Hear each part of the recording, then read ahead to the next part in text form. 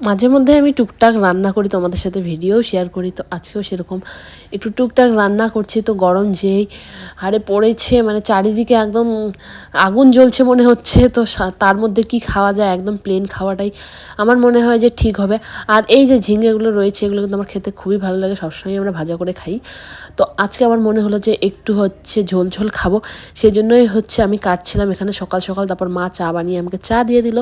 তো আমি কি করে ভালোবাসি সেটা তো আমাদেরকে অন্য কোনো দিন দেখাবো, কিন্তু আজকে আমার একটু খাওয়ার শখ হয়েছে ঝোল ঝোল করে, সেই জন্য আমি এখানে বানাচ্ছি।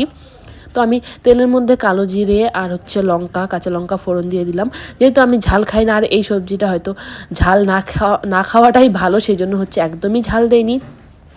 একদম সিম্পল করে বানাবো, কিন্তু আমার খাওয়ার পর অতটাও ভালো লাগেনি। আমি যেহেতু ভাজা ভাজা খেতে একটু বেশি ভালোবাসি, আমার সেটাই ভালো লাগে। তো জাস্ট লবণ, লঙ্কা, হলুদ আর কালো জিরে, তেল, এটাই দেওয়া হয়েছে, আর কিছুই না।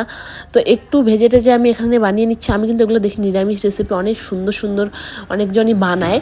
তো তারপরে এগুলো আমি একটু মশলাগুলো রিফিল করে নিচ্ছি। আর যেহেতু একটু এটা জলটা শুকোবে, একটু ভাজবো আবার, সেজন্যই আমি ততক্ষণ এগুলো মশলাগুলো এখানে ঢেলে রাখছি। সবগুলোই রাতে কিনে নিয়ে এসেছিলাম, তো এগুলো ঢালা হয়নি। আর এই গরমে তো সব সময় মানে এই বললাম যেটা, যে সিম্পল খাওয়া খুবই ভালো। মাছ মাংস কিন্তু আর খেতে ইচ্ছা করছে না। ডিম তো একদমই আমার এখন কেন জানি না কিছুদিন থেকে ইচ্ছে করছে না একদমই খাওয়ার। তো সেই জন্য সেটা আমি স্কিপ করে দিচ্ছি। বাকি সবাই খেলেও আমি আর খাচ্ছি না। তারপর দেখো একটু ভেজে আমি এখানে জল দিয়ে দিলাম।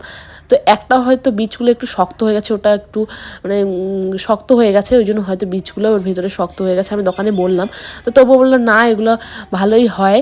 তো সেই জন্য আমি নিয়ে তারপরে দিকে করলা ভাজলাম। মারা আরও পরে রান্না করবে। তো আজকের জন্য এইটুকু।